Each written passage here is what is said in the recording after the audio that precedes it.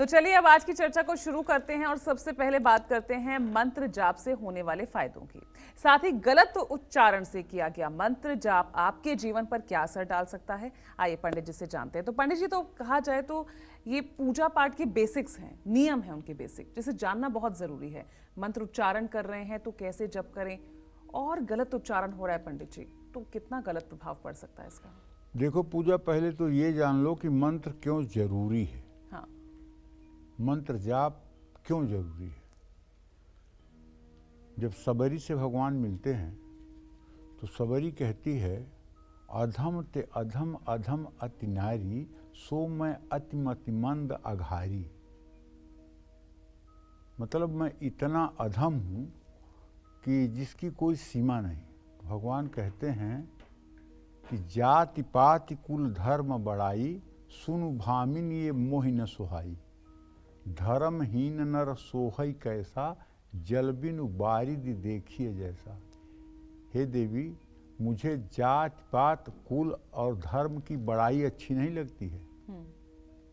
धर्महीन नर सोहई कैसा, जो व्यक्ति धर्महीन है वो कैसे लगता है, जैसे बिना पानी वाला बादल। तो नवधा भगति कहूँ तो ही पाही, सावधान सुर धर्म मन माही। चाहे आप किसी सनातन धर्म के ग्रंथ को आप पलट के देख लीजिए, वो तुलसी बाबा ने रामचरितमानस में सबका सार, सबका सारांश उतार के रख दिया। तो नवधा भगत बताते हैं सबरी को भगवान राम, नवधा भगत कहूँ तो ही पाही, सावधान सुन धर्म मन माही। प्रथम भगत संतन कर संगा, दूसर रतिमम कथा प्रसंगा। गुरुपद पंकज सेवा करिए, तीसर भगत अमान।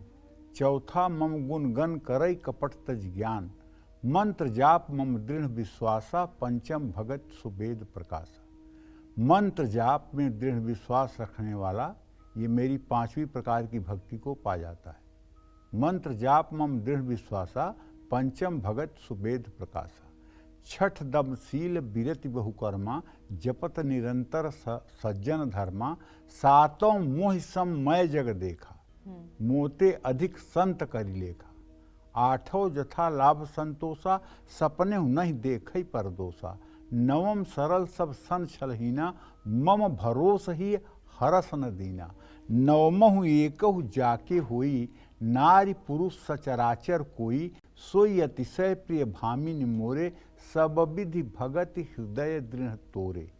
तुम्हारे अंदर तो 9 भक्तियां हैं, इसलिए ये मेरे गोलोक से आया पार्षदों के द्वारा विमान। अब तुम बैठो और जाओ, तुम्हारी यात्रा पूरी हो गई। तो कहने का आशय है, अब मंत्र में भी कुछ लोग भ्रमित हैं। जैसे मंत्र क्या है? मंत्र है जैसे ओंकार से युक्त मंत्र है, ओम नमः शिवाय मंत्र है, ओम नमो भगवते वासुदेवाय मंत्र है, ओम ऐं ह्रीं क्लीं चामुंडाय विच्चे नमः मंत्र है। और बहुत से मंत्र हैं जहाँ ओम का उच्चारण करके लगाया जाता है। वो काली के मंत्र हैं, दुर्गा के मंत्र हैं, भैरव के मंत्र हैं, मंत्र है। और एक होता है नाम, एक होता है मंत्र, एक होता है नाम। नाम क्या है? राम, सीताराम, राधा, राधा कृष्ण, दुर्गा, उमा, शिव शिव, ये नाम है। ठीक है। दोनों के जपने की अलग अलग विधा है। और एक और चीज है संकीर्तन। जैसे हरे राम राम राम हरे हरे, हरे कृष्ण कृष्ण कृष्ण हरे हरे। जय माँ दुर्गा, जय माँ तारा, दयामयी कल्याण करो। तो तीनों के विधियों में अंतर है। जैसे संकीर्तन को आप जोर जोर ताली बजा बजा कर सार्वजनिक स्थानों पर भी कह सकते हैं। इसके पीछे का उद्देश्य ये है कि आप तो परम पुनीत होंगे, आपके मुंह से निकली हुई ध्वनि जो है जिन पशु पक्षी जानवरों के कान में पड़ेगी या जिस मनुष्य के कान में पड़ेगी उसका भी पाप ताप समन होगा। इसलिए पहले हमारे समाज में हरि कीर्तन के लिए टोली साधुओं की निकलती थी और गांव गांव वो टोली हरि कीर्तन करती थी। ये एक तो हो गया संकीर्तन, इसको जोर और बुलंद आवाज में ही किया जाता है।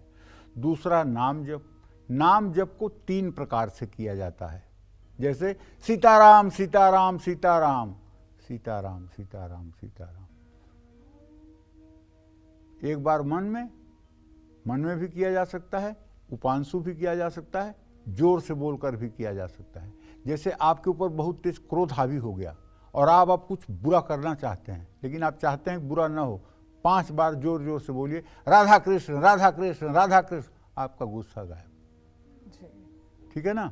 तो इस तरह से, और मंत्र जो हैं वो मंत्र हैं, तो मंत्र को तो ऐसा पढ़ना चाहिए। मंत्रोच्चारण में शरीर में ऐसी कंपन होती है, मंत्रोच्चारण से शरीर में ऐसी कंपन होती है जिससे चेतना शक्ति जो है वो जागृत होती है। कुछ मंत्रों से जीभ, होठ, तालू और शरीर के अन्य जोड़ों पर प्रेशर पड़ता है। मंत्र से निकलने वाली कंपन हाइपोथैलेमस नामक ग्रंथि को उत्तेजित करती है, जिससे मन खुश रहता है और इम्यूनिटी बढ़ती है। मंत्र जाप से एकाग्रता बढ़ती है, हृदय स्वस्थ रहता है, डिप्रेशन दूर होता है। मंत्र जाप के कंपन से चेहरे पर ब्लड सर्कुलेशन बढ़ता है, जिससे चेहरे की चमक बढ़ जाती है। मंत्र जप से सांस लेने और छोड़ने की विधि में से अस्थमा में आराम मिलता है। देखिए, बहुत बड़ा विशद विषय है। अगर इस पे कार्यक्रम करने के लिए मुझे कह दिया जाए तो कम से कम 24 घंटे का भी समय कम पड़ेगा।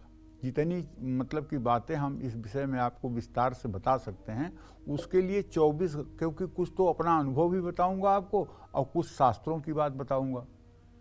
तो कहने का आशय ये है कि मंत्र जाप बिना किसी गुरु आज्ञा से शुरू ही नहीं करना चाहिए। क्योंकि देखिए, गुरु कोई व्यक्ति नहीं होता है और कोई व्यक्ति गुरु नहीं हो सकता है। गुरु का स्वरूप हमारे शास्त्रों में है, गुरुर् ब्रह्मा गुरुर्विष्णु गुरुर्देवो महेश्वर गुरु साक्षात परब्रह्म तस्मै श्री गुरुवे नमः। गुरु परम ब्रह्म स्वरूप है और परम ब्रह्म कण कण में व्याप्त है और कण कण पूरा ब्रह्मांड उस परम पिता परमेश्वर के एक रोमकूप में विराजमान है। तो जित देखो तित श्याममयी है, जहां देखो वहीं प्रभु की सृष्टि है और वहीं प्रभु विराजमान है। इस बात में कोई शंका आपको नहीं होनी चाहिए। और दूसरी बात, गुरु के बारे में कहा जाता है अखंड मंडलाकारम व्याप्तम मेन चराचरम तत्पदम दर्शितम एन तस्मै श्री गुरुवे नमः। अखंड मंडलाकार जिनका स्वरूप है। आप अगर मनुष्य को गुरु मानते हैं तो कल तो आपके गुरु जी का शरीर छूट जाएगा, तो इसका मतलब आपके गुरु जी गायब हो जाएंगे? नहीं गायब होंगे, वो किसी न किसी रूप में वो आपके सामने रहेंगे। जब आप उनका स्मरण करेंगे तो आप उनका भाव पाएंगे, क्योंकि ये पंचभौतिक शरीर आपका गुरु नहीं है। गुरु तो वो अखंड मंडलाकार स्वरूप है, जिसका कभी क्षरण नहीं होता, जिसका कभी नाश नहीं होता, जिसका कभी विनाश नहीं होता। तो इसलिए मंत्रों का जप करने के लिए किसी सक्षम और उपासना युक्त व्यक्ति से वार्ता करके ही मंत्रों का जप किया जाना चाहिए। अब मैं आपको बताता हूं कि गलत उच्चारण से मंत्र जप पर कितना बुरा प्रभाव डाल सकता है। धीरे धीरे बोलकर मंत्र जप करना सबसे ज्यादा हानिकारक होता है। ऐसा मंत्र जप जो मन ही मन किया जाए, जिसमें ना तो मंत्र जप करते समय व्यक्ति की जीभ और होठ हिले, ऐसा मानसिक जप को सबसे उत्तम कहा जाए। मंत्र में जरूरत से ज्यादा जोर देकर शब्दों का उच्चारण करने से पूरे मंत्र का प्रभाव ही खत्म हो जाता है। गलत उच्चारण से हमारे शरीर और हमारे आभा मंडल और हमारे घर के माहौल पर बुरा असर पड़ता है। गलत उच्चारण चिंता और रोग को बढ़ाता है। मंत्र जप के समय बार बार हिलना, बोलना, क्रोध करना, ये भी बुरा प्रभाव डालता है। इसीलिए मैंने पहले स्पष्ट कर दिया है कि मंत्र, संकीर्तन और नाम जप ये तीनों अलग हैं। नहीं तो आप कहते कि हम तो घर में कीर्तन करते हैं, सीताराम सीताराम सीताराम, मन मूरख तनि अखिया खोल, सीताराम सीताराम सीताराम बोल। तो हम तो पूरे घर के लोग एक साथ बैठ करके घर में कीर्तन करते हैं, तो गलत हो जाएगा? नहीं, संकीर्तन हो सकता है, नाम जप हो सकता है, लेकिन मंत्र जप जोर से नहीं हो सकता है। मंत्र जप की और एक सर्वोत्कृष्ट विधि है, वो सर्वोत्कृष्ट विधि भी जान लीजिए, मैं आपको बता रहा हूँ। एक बड़ी चौपाई फेमस है, उल्टा नाम जपत जग जाना, वाल्मीकि भय ब्रह्म समाना। बड़ी फेमस चौपाई है, लगभग लोगों को ये चौपाई मुँह ज़बानी याद है, लेकिन इसका अर्थ लोगों को अनर्थय के रूप में मिला है। लोग क्या कहते हैं इसके अर्थ में? बचपन से मैं सुनते आ रहा हूँ, तब कह रहा हूँ कि वाल्मीकि ने मरा मरा कह के जो है वो ब्रह्म के समान हो गए। राम का उल्टा मरा होता है ना, वाल्मीकि मरा मरा कह करके ब्रह्म के समान हो गए, जबकि ये सत्य नहीं है। इसका अर्थ ये सत्य नहीं है। इसका अर्थ ये सत्य है कि जप का उल्टा होता है अजप, जप का उल्टा होता है अजप। उल्टा नाम माने जप का उल्टा अजप करके, मतलब श्वासों पर जो जप किया जाता है वो अजप कहलाता है।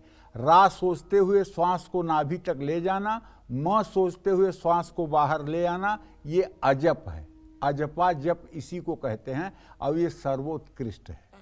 किसी भी मंत्र का यदि अजपा जप किया जाए और 12,000 नित्य किया जाए तो 1 वर्ष के अंदर उसे अपने इष्ट देव का बिल्कुल साक्षात्कार होगा। चाहे जितना कलयुग प्रबल हो जाए, इस सत्य को कोई मिटा नहीं सकता। अगर 12,000 मंत्रों का अजपा जप कोई व्यक्ति 1 वर्ष तक लगातार सात्विक परिवेश में रह करके और एक समय भोजन करके और नियमित ब्रह्मचर्य का पालन करके अनुष्ठान कर ले, तो 1 वर्ष के अंदर उसे अपने इष्ट का दर्शन हो ही जाता है। ये एकदम ध्रुव सत्य है, यह एकदम अटल सत्य है, इसमें कोई संदेह नहीं है। जय मां विंध्यवासिनी।